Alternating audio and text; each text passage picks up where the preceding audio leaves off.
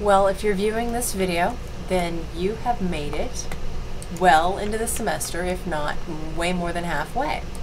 And at this point, you probably have about 4 weeks left in the semester.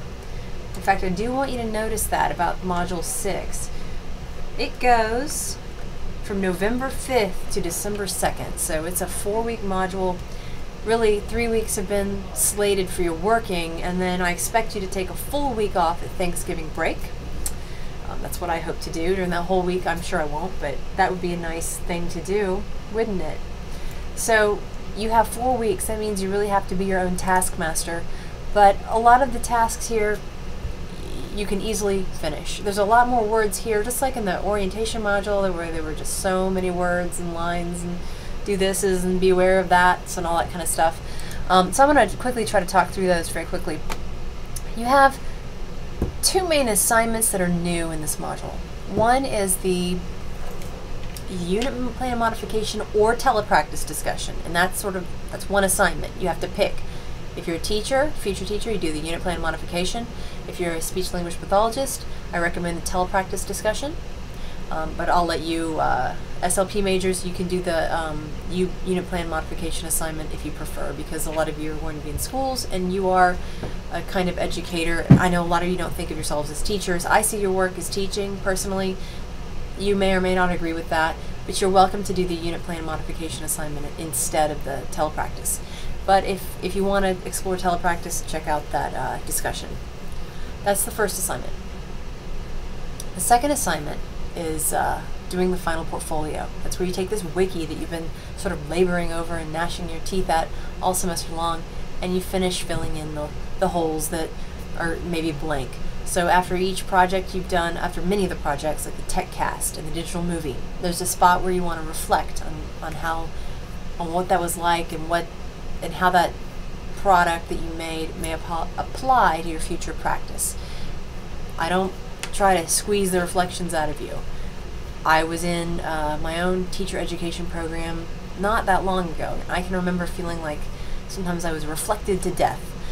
So I want you to just look at what you did and just give me an honest, paragraph about how you see it applying to your future situation. If you want to write more, that's fine.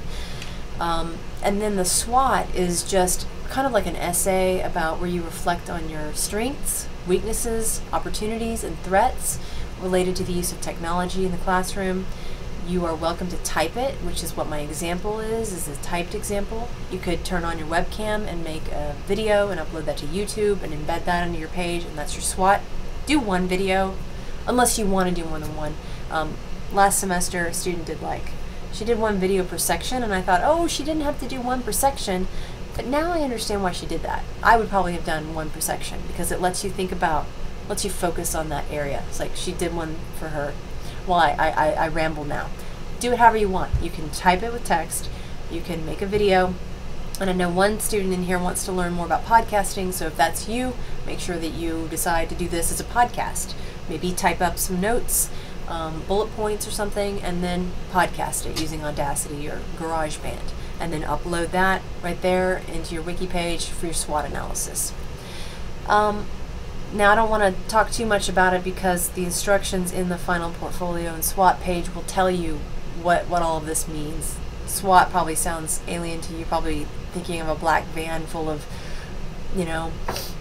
pumped up, armed people going in to attack terrorists or something. But it's not that. It's just a reflection on you and where you stand in relation with technology integration, because the truth is, this class is not going to make you an expert. I'm not an expert in instructional technology. I'm still, learning along with the rest of you guys.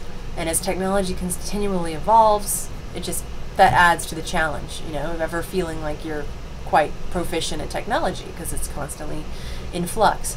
So this class was one episode in your technology education, but you have to continue it if you're going to remain proficient or even better than proficient. And so through this assignment, I try to get you to think about where you should head next. What are some things that you can do? And I know a lot of you will be entering the classroom soon, and you're going to be sort of overwhelmed with what all that entails. It may not be realistic for you to undertake some enormous goals related to learning more about technology, but maybe there's some manageable goals that you can set for things that are realistic that you think you should focus on, given what the National Educational Technology Standards for Teachers suggest, given what the National Educational Technology Standards for Students say students should know. Well, you as a teacher, what do you need to do to prepare yourself to better address those types of things? So that's what the final portfolio is, kind of a big wrapping up of what we've done so far. It's really the SWOT that's the biggest thing, and the MyTech integration page. Make sure you go in and you update that to the most current thing. Make sure you go to the home page of your wiki. Give me a little paragraph about your philosophy of technology integration at this point, and make sure you go in and fill in reflections for all of the assignments that require those. Not all of them do. Like, I know the Progress video journal assignment where you embedded the VoiceThread does not require that you reflect, because it is a reflection, and I can't have you reflecting on reflecting. I just can't do that to you. Okay, so wrapping up in other areas, all throughout the semester we've had 2 quizzes open, the NETS-T quiz and the Georgia Technology Plan quiz. If you haven't done those yet, make sure you go into the module. There's actually a module open on the home page. It's called 2 Quizzes Due at the End of the Semester.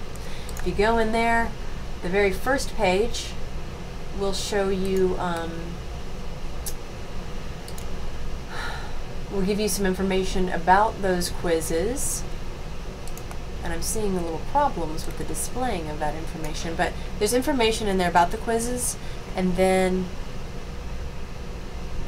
you want to take the quizzes. Do not feel like you do not have to read the whole Georgia Technology Plan, but if you read the instructions, you will know that. I give you tips on how to do that. It's about skimming it and scanning it and being familiar with the broad strokes of that plan.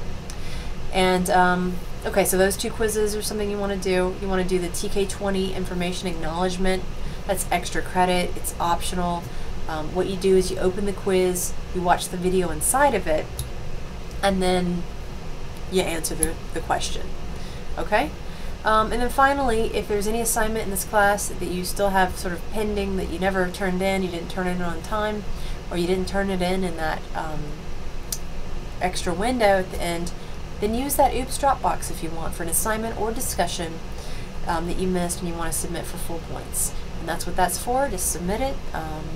Make sure you go check out the original instructions so you submit everything properly, and I will grade that for full points. If the Dropbox instructions say it's only assignments, ignore that. It's assignments or discussions. I added that this semester, but not quizzes. Finally, you will be having course evaluations. You'll be invited to submit your course evaluations for the course and how it went this semester. I urge you to do that. I use that feedback and I look at it at the end of every semester. I'm here in the beginning of the semester making this video, and I'm currently looking at the summer course evaluations and seeing areas where I need to make improvements. So give me that feedback. Let me know how the course went for you. We're always trying to keep it up to date and relevant for you guys, and run it in a way that is survivable also without inundating you. There's so much we could cover. We try to keep it focused on what we think you need, but at the same time you have to customize it a little bit. But anyway, that's a conversation for August, not December. So submit the extra credit course survey acknowledgement. That's your way of saying you understand how to complete the course evaluation. But go ahead and try to go make sure you do complete it. It's anonymous. I don't know who you are. I only know if you did or didn't do it. That's all I know. We get little reports periodically that say, here are the students who still have not submitted their course evaluations. But there I have no way that I could go in and figure out who said what. Okay? So that's Module 6. Let me know how I can help.